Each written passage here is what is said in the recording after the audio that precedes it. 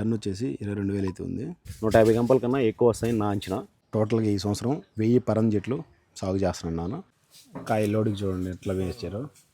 Last time మాత్రం rate చాలా ఘోరంగా ఉంది. ధర్నా కూడా చేశారు పేపర్ చుట్టేవాళ్ళు. ఈ ఇంటి తోట మంది కాదు, వేరే వాళ్ళది. నీళ్ళు వేసేసారు. పరందగలు వేయడానికి చాలా కష్టంగా ఉంది. బుడతలో తొక్కుని పోతున్నాడు. హై ఫ్రెండ్స్ అందరికీ, నేను మీ శివ. పరందగలు వేయడానికి లారీ అయితే వచ్చిందనమాట. మన చేలో ఎన్ని టన్నులు కోసారు, టన్ను ఎంత ఉంది ఈరోజు, ఎన్ని టన్నులకి ఎంత డబ్బులు వచ్చిందనేసి క్లారిటీగా ఈ వీడియోలో చూపిస్తా. ఈ బొప్పాయికాయ అనేది ఎలా కోస్తారు, ఎలా ప్యాక్ చేస్తారు అండ్ ఎలా లోడ్ చేస్తారు, మనకి ఎంత డబ్బులు వచ్చింది, వాటిని ఎలా కౌంట్ చేసుకోవాలి, క్లారిటీగా ఉంటుంది వీడియోలో. చాలామంది పొలాల్లో మనకి మామూలుగా బొప్పాయికాయలు కొనుక్కొని తింటూ ఉంటారు. మనకైతే విచ్చలవిడిగా దొరుకుతూ ఉంటాయి. బండ్లోకి గంపలు వచ్చే కొద్దీ లెక్క పెట్టుకొని అడు గీసుకుంటున్నాడు. ఎన్నినైనా 3 అంతా ఇక్కడ వచ్చిన వాళ్ళంతా మన సబ్స్క్రైబర్స్. మన సైడ్ ఎక్కువ పరందకాయలు, అంటికాయలు. అంటికాయలు కూడా 2 రకాలు ఉంటాయి. దీని వచ్చేసి సుగంధాలు అంటారు, ఇంకోటి వచ్చేసి నాటుకాయ ఉంటుంది. లోపల పరందకాయ కోస్తున్నారు. ఫస్ట్ పరందకాయ కోసిన దగ్గర నుంచి తీసుకొని మీ బండిలో వేసి లాస్ట్లో కౌంట్ చేసుకున్నంత వరకే క్లారిటీగా ఉంటుంది వీడియో. ఇది పెద్దనాన్న తోట. కటింగ్ కోసేవాళ్ళు, వీళ్ళల్లో కటింగ్ కోసేవాళ్ళు ఉంటారు, పేపర్ చుట్టేవాళ్ళు ఉంటారు, గంపలు మూసేవాళ్ళు ఉంటారు. కాయ కోసేదానికి మట్టలు ఉంచుకొని పరుస్తారు, కింద కాయ కోస్తారు. లైన్లుగా 2 లైన్లు ఇట్లా ఒక్కో మనిషి లైన్లు ఎత్తుకొని కోసుకుంటూ వస్తారు.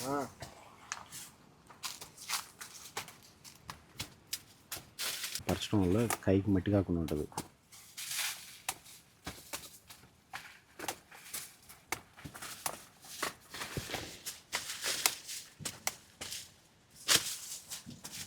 కాయ రేటునప్పుడు వస్తే రైతుకు మంచి లాభం ఉంటుంది. రేటు తగ్గిపోయిన తర్వాత వస్తే ఎన్ని టన్నులు వచ్చినా కూడా లాభం ఉండదు. చెట్టు చిన్నదిగా ఉన్న సైజు సేమ్ ఉన్నాయి.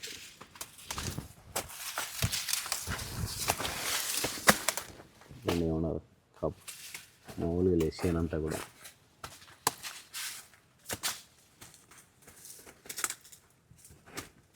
ఆ చెట్లు 10 కాయలు అయితే ఖచ్చితంగా ఎంచుకోండి మీరే.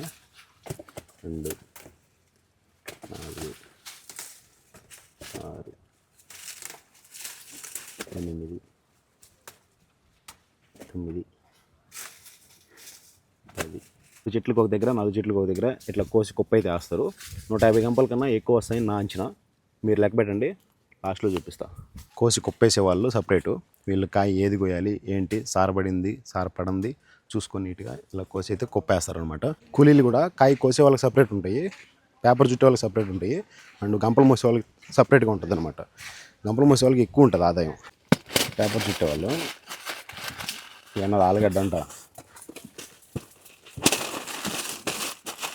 ప్యాకింగ్ అంత నీట్గా చేస్తున్నారు.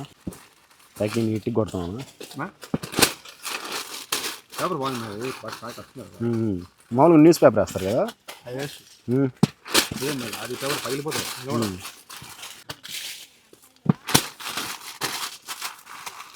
ప్యాకింగ్ కొట్టేసిన వాటిని గంపకేస్తారు ఇలాగా. థ్యాంక్స్ మా. మళ్ళీ పోతా సీజన్ అయిపోతే 60 కేజీలు గంప. ఇది 50-60 కేజీలు వస్తుంది. అల్లకల్లంగా ఎత్తుతారు. అన్ని పనుల కన్నా ఈ గంపలు ఎత్తుకునే వాళ్ళకి చాలా కష్టంగా ఉంటుంది.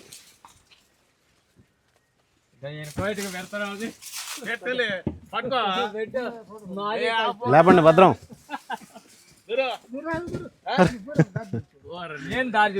మామూలుగా లేదు, చిన్న కష్టం ఉండదు. 60 కేజీలు. ఈ ఎండు చెట్లు దాటుకున్న తర్వాత పరం చెట్లు ఉన్నాయి. ఆ పరం చెట్లలోంచి గంప మోసుకొని దొంకలే తీసుకురావాలి. చిన్న కష్టం కాదు అసలు. 60 కేజీలు నెత్తిన పెట్టుకొని అల్లకల్లోలంగా వెళ్ళిపోతుంటారు. వాళ్ళకి ఏజ్ కూడా పిల్ల ఏజ్లో ఉన్నోళ్ళు, మీరు అసలే మంచి ఏజ్లో ఉన్నోళ్ళు 50-60 సంవత్సరాలు ఉన్నోళ్ళు కూడా భయంకరంగా మోస్తుంటారు. ఈ పరందకాయలు చదివించడం మాత్రం వీళ్ళకి పనులు ఉంటాయి కాబట్టి మంచిగా పని చేసుకుంటారు అనమాట. ఎండు చెట్లకి ఆ ఊతల దగ్గర నుంచి మోసుకుంటూ వచ్చి అక్కడ లారీ కనిపిస్తుంది కదా, లారీలో దించాలి. మళ్ళీ కాయ తక్కువ వేసుకురాకూడదు, గంపకి తక్కువ ఉండకూడదు. గంప కరెక్ట్గా ఉంటేనే లెక్క అన్నమాట. గంప దించుకొని దాంట్లోంచి కాయ బయట వేస్తారు. కాయ తీసుకొని వచ్చి ఇక్కడ వేస్తారు. ఇలా ఈ ఇంటి తోట మంది కాదు, వేరే వాళ్ళది. నీళ్ళు వేసేసారు. పరందకాయలు వేయడానికి చాలా కష్టంగా ఉంది.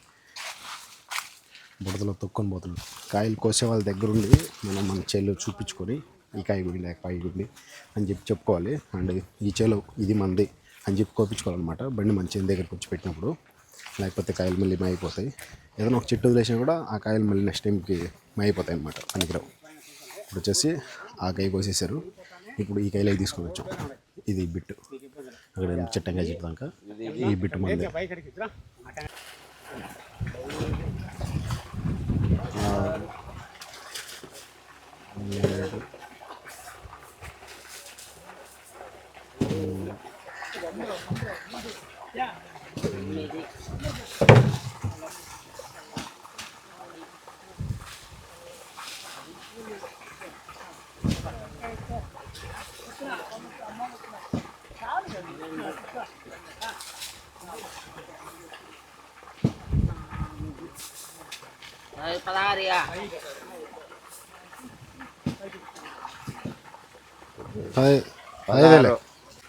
పెద్ద ఇటు కాయలు ఎన్ని కోసినారు పెద్ద ఇంతవరకే?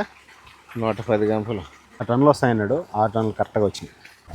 ఒక కాయలో మనకు వచ్చిన కాయలు 7, 8, 9, 10, 11, 12, 13, 14, 15, 16 గంపలు మంచిగానే.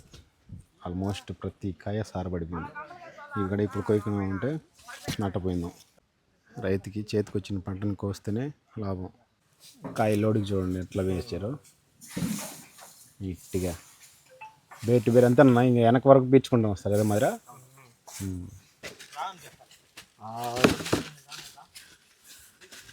7, 8, 9, 10. ఈ లెక్క పెట్టు. లెక్క పెట్టలా 10, 11, 5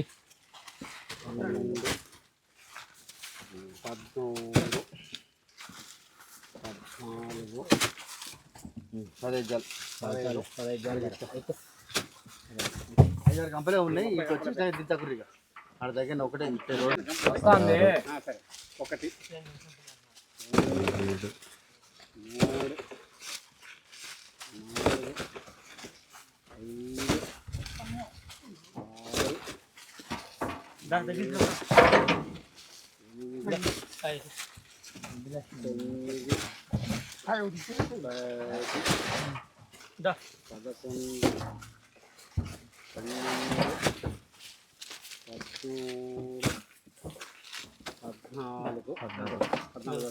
అదే కాయలు వచ్చేసి 106 గంపలు వచ్చాయి.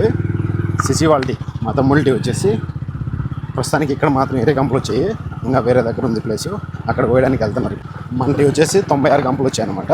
మంటి 96 గంపలు వచ్చినాయంటే 20 గంపలు ఒక టన్ను పెట్టుకున్నా అంటే టన్ను వచ్చేసి 22,000 రూపాయలు ఉంది. అంటే కేజీ వచ్చి 22 రూపాయలు ఉందన్నమాట. 100 కేజీలకి 2200. అలాగా 1000 కేజీలు టన్ను అంటారు అనమాట. 1000 కేజీలకి వచ్చేసి 22,000 వస్తుంది. 18 గంపలకి 1000 కేజీలు వస్తాయని చెప్పేసి ఒక అంచనా అనమాట. అలాగా మనం ఒకవేళ 20 గంపలకి పెట్టుకున్నా కూడా ఒక టన్ను, మనది వచ్చేసి 96 గంపలు కాబట్టి దాదాపు 5 టన్నులు, ఒక 4 గంపలు తక్కువ 5 టన్నులు అయితే అవుతుంది. ఈరోజు రేటు ఒకవేళ 22 రూపాయలు ఉన్నా, 21 రూపాయలు ఉన్నా, 20 రూపాయలు ఉన్నా, ఈరోజు రేట్ ఎంత ఉందో, ఎన్ని కాయలు కోసారో అన్ని టన్నులకి ఈరోజు రేటే పడుతుంది. నెక్స్ట్ వచ్చేసి మళ్ళీ రేపు కోసినప్పుడు 1 రూపాయి తగ్గిందనుకోండి, రేపు రేటు పడుతుంది అనమాట. ఒకవేళ పెరిగిందనుకోండి, రేపు రేటే పడుతుంది. అంటే పెరగచ్చు తగ్గచ్చు, మార్కెట్ ఎలా ఉంటే అలాగా. లాస్ట్ టైం మాత్రం రేటు చాలా ఘోరంగా ఉంది. ధర్నా కూడా చేశారు మన రైల్వే కోడరు బైపాస్ రోడ్డులో భయంకరంగా ధర్నా చేశారు. నాకు చాలా బాధేసింది. అప్పుడు నేను కోవిడ్లో ఉన్నా. కానీ ఈసారి మాత్రం అంత ఇది అనిపిదని నా ఆలోచన. ఎందుకంటే కొంచెం రేట్ బాగానే ఉంది. అనుకోండి బుడద ఎక్కువైపోతుంది, ప్యాకింగ్ చేయడానికి కుదరదు, కాయ వేయడానికి కుదరదు. అప్పటి అంతా మాగిపోతాయి అన్నమాట కాయలు. అప్పుడు రైతు నష్టపోతాడు, ఖచ్చితంగా నష్టపోతాడు. టన్ను వచ్చేసి 22,000 అయితే ఉంది. 22 రూపాయలు 5 టన్నులు వేసాయి. మీకు క్లారిటీగా 22,000 ఇంటూ 5 చూడండి, 1,10,000 రూపాయలు ఈరోజు కోసిన మన కాయలకు వచ్చేసి వచ్చిన డబ్బులు. నెక్స్ట్ రేటు తగ్గచ్చు, నెక్స్ట్ ఇన్ని టన్నులు రాకపోవచ్చు. అంటే కాయ ఇంకా తగ్గుతుంది కాబట్టి ఫస్ట్ కోత మాత్రం ఎక్కువ వస్తాయి ఎవరికైనా సరే. కాయ వచ్చేసి సైజు తగ్గుతుంది అండ్ గంపలు కూడా తక్కువ వస్తాయి, టన్నులు కూడా తక్కువ తగ్గుతాయి. పెద్దకి వచ్చేసి 6 టన్నులు దిగాయి కాబట్టి 1,32,000 వచ్చి ఉంటుంది. మనకు 1,10,000. సిసి వాళ్ళకి ఇంకా టోటల్గా కోయలేదన్నమాట. వాళ్ళకి ఎంత వస్తుందని అంచనా చెప్పలేము. పొద్దున్నుంచి అక్కడే కూర్చొని వాళ్ళు ఒక్కొక్క మోసుకుంటారంటే కూర్చున్న వాళ్ళకి నాకే ఏదోలాగా ఉన్నది, అసలు తలకే పగిలిపోతుంది ఎండకి. అలాంటిది వాళ్ళు మోస్తా పేపర్ చుట్టుకుంటా వాళ్ళు పడే కష్టం మామూలు కష్టం కాదు. కోసే వాళ్ళు ఎలాగంటే పట్టి అయిందా లేదా అని చెప్పేసి చూసుకుని జాగ్రత్తగా పోయాలి, లేదంటే ఖచ్చితంగా సేట్ ఒప్పుకోడు అనమాట, అంటే వ్యాపారస్తులు ఒప్పుకోరు. ఆ తర్వాత వాటిని నీట్గా ప్యాకింగ్ కొట్టాలి.